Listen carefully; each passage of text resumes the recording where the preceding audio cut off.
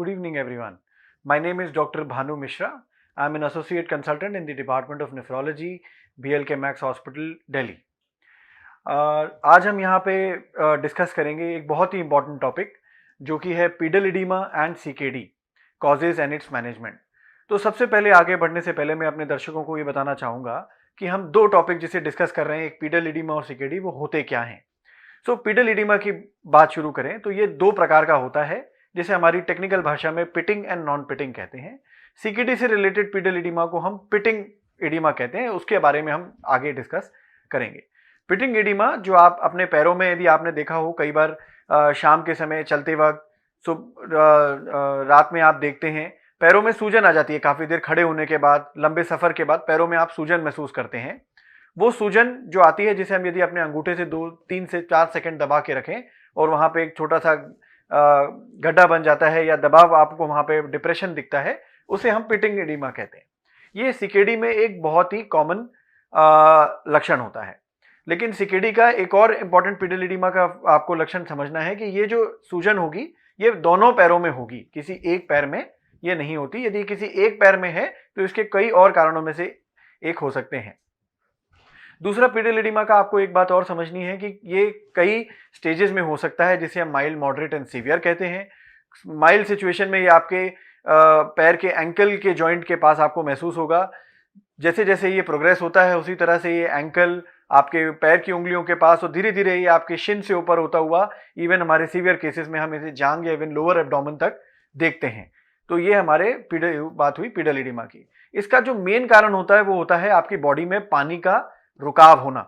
तो यदि आपकी बॉडी में पानी रुकने लगता है तो पहले 500 ml में तो हमें बिल्कुल फर्क महसूस नहीं होता, लेकिन जैसे जैसे ये पानी रुकावट 1 से 2 लीटर या उससे ऊपर बढ़ना शुरू होती है तो हम पैरों में सूजन पहले आपको महसूस होती है, भारीपन, और फिर धीरे धीरे आप उसे देखना शुरू कर देते हैं। जब सीवियर पीडल इडीमा होता है तो कई लीटरों पानी आपके पैरों में इकट्ठा हो सकता है। खासकर ये किडनी की बीमारियों में हम ये आमतौर पर देखते हैं।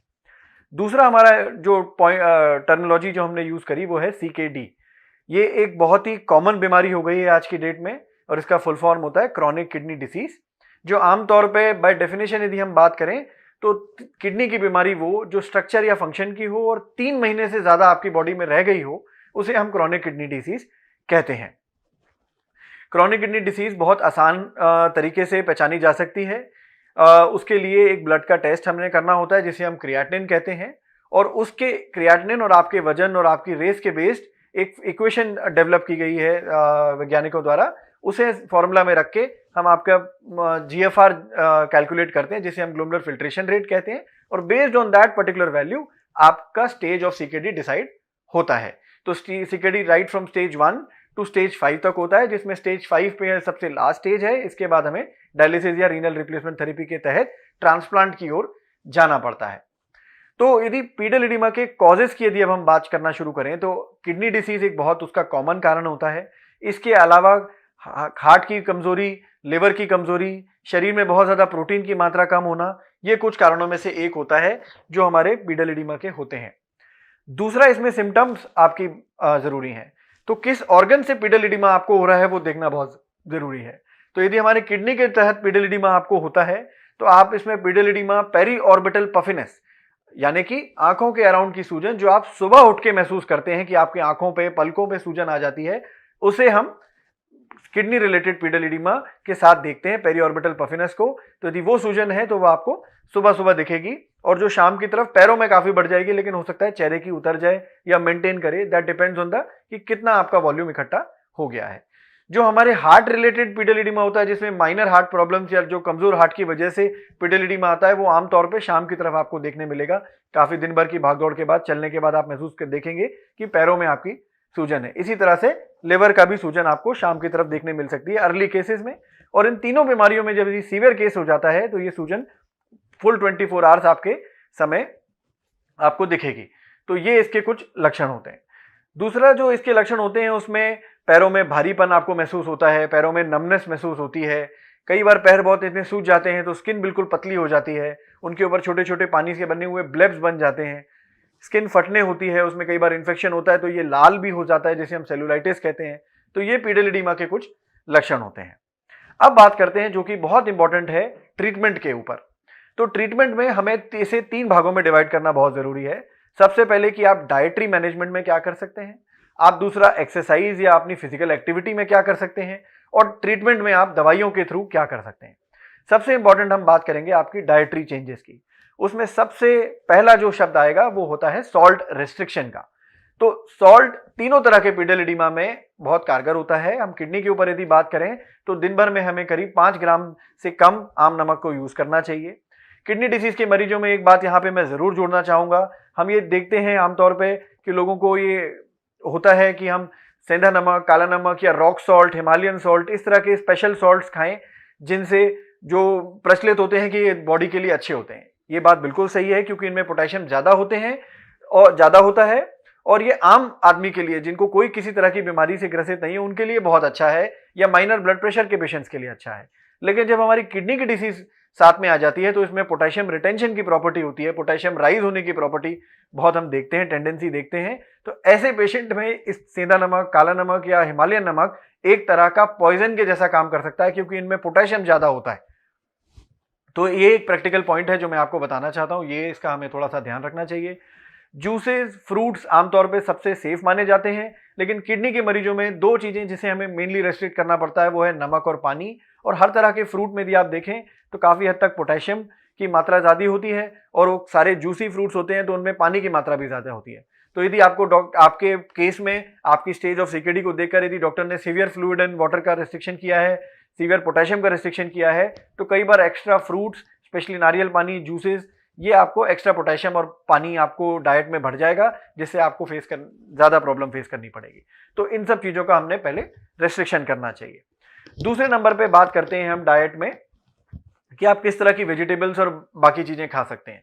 तो जो हमें मेनली ध्यान रखना है वो ये ध्यान रखना है, specially severe stages of CKD में, कि कितनी हमारी यूरिन आउटपुट है, हमारे पैरों में कितनी सूजन आती है डे टू डे बेसिस पे, और हम कितना फ्लूइड इनटेक कर रहे हैं। यदि आप इसका एक चार्टिंग कर सकें कि कितना आप लेते हैं और कितना आपका यूरिन हो जाता है, और इस पूरे बैलेंस में आपका इनटेक आउटपुट के अकॉर्डिंग आपके पैरों में सूजन कितनी रहती है, ये एक थोड़ी सी डिफिकल्ट प्रोसेस होती है। बट आप अपने हेल्थ केयर प्रोवाइडर के साथ बैठिए, नेफ्रोलॉजिस्ट के साथ बैठिए, and it's a 5 to 10 minute talk in which on paper we'll be able to explain how to manage your electrolytes and fluids at home, and by daily weight charting and input output charting, and I'm sure it is an easy process, हर कोई इसे समझ सकता है। और stage 4, stage 5 CKD में ये बहुत important point होता है जो पेशेंट को समझना चाहिए। दूसरी बात, ट्रीटमेंट में यदि हम आगे बढ़ते हैं तो दवाइयों के ऊपर एक्सरसाइज की बात जो हमारी इंपॉर्टेंट रह गई, एक्सरसाइज या आपके डेली एक्टिविटी में आप ऐसा क्या कर सकते हैं कि आपको सूजन कम देखने मिले। तो apart from salt and water restriction, एक रेगुलर फिजिकल एक्टिविटी बनाए रखना बहुत जरूरी है। जो टेक्स्ट के अनुसार हफ्ते में 5 दिन यदि आप 45 मिनट्स ऑफ मॉडरेट एक्सरसाइज करते हैं तो आपकी बॉडी के लिए काफी अच्छी होती है। बट ये आप डेली कर सकते हैं 30 to 45 minutes of mild to moderate exercise, तो ये किडनी के लिए भी बहुत अच्छा होता है। इससे बॉडी में सर्कुलेशन अच्छा बना रहता है और पैरों में भी कई बार सूजन कम देखने को मिलती है। रात में इसके बावजूद यदि आपके पैरों में सूजन आती है तो अपने पैरों के नीचे आप थोड़ा सा एक तकिया या उछाव रख सकते हैं, जिसकी वजह से आपकी सूजन आपको सुबह कम देखने को मिलेगी। बेड रिडन पेशेंट है, यदि आपके घर में कोई बेड रिडन पेशेंट है जिसको किडनी की प्रॉब्लम है, तो पैरों में सूजन काफी कई बार बाद में देखने को मिलती है। पीठ में, या जिसे हम सेक्रल एरिया कहते हैं, वहां पे सूजन देखने को मिलती है।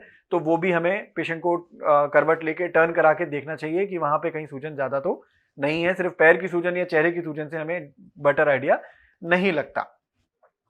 तीसरी और सबसे इंपॉर्टेंट जो हमें ट्रीटमेंट की बात करनी है वो है किन दवाइयों का सेवन करने से हमें सूजन कम देखने को मिलेगी। इसमें मैं यहाँ पे इस वीडियो में किसी दवाई के पर्टिकुलर के बारे में आपको ज़्यादा डिटेल नहीं बताऊंगा, बिकॉज ये कॉम्प्लिकेटेड होता है और इस वीडियो की पूरी बात को ना समझते हुए सिर्फ दवाइयाँ लेके मरीज कई बार नुकसान में पड़ सकते हैं। तो इसमें एक क्लास ऑफ ड्रग्स होता है जिसे हम डायोरेटिक्स कहते हैं। उनका यूज बहुत ही लिमिटेड पॉपुलेशन में करना चाहिए, अंडर सुपरविजन, अंडर गाइडेंस करना चाहिए। अदरवाइज पेशेंट डिहाइड्रेशन या किडनी इंजरी भी इन दवाइयों से हो जाती है। तो वॉल्यूम स्टेटस समझ के आपका क्लिनिशियन ही आपके साथ बैठ के डिसाइड करेगा कि हमें कितना डायोरेटिक्स आपको देना चाहिए। और भी नए क्लास ऑफ ड्रग्स आ गए हैं जिनको हम यूज कर सकते हैं, जिनसे सूजन कम हो सकती है। तो ये तो हमारे 3 बड़े बड़े क्लास ऑफ ड्रग्स थे जिसे हमने बात की। एक हमारा डाइटरी रेस्ट्रिक्शन जिसमें नमक और पानी का रेगुलेशन, दूसरा हमारी फिजिकल एक्टिविटी, और तीसरा हमारे ड्रग्स। तो यदि ये 3 बातों को आप आज समझ पाए हैं तो मुझे पूरी उम्मीद है कि आपके पीडल एडिमा में, के कारणों का आपको समझ में आया होगा, वो क्यों आपके साथ हो रहे हैं, क्या उनके लक्षण हो सकते हैं। सीवियर केसेस में वो आपकी जांघ या आपके पेट तक आ सकता है, या उनमें इन्फेक्शन हुआ तो सेलुलाइटिस या लाल पैल हो जाते हैं, इन्फेक्शन हो सकता है आपको। तो ये मैनेज करना बहुत ज़रूरी होता है। और लास्ट हमारा ट्रीटमेंट जिस पे हमने बात करी कि एक्सरसाइज, डाइट और दवाइयों से कैसे हम इसे कंट्रोल करते हैं। मैं अपने टॉपिक को यहीं रोकना चाहूंगा। For further questions and queries, my number and details are always available in this video. Thank you.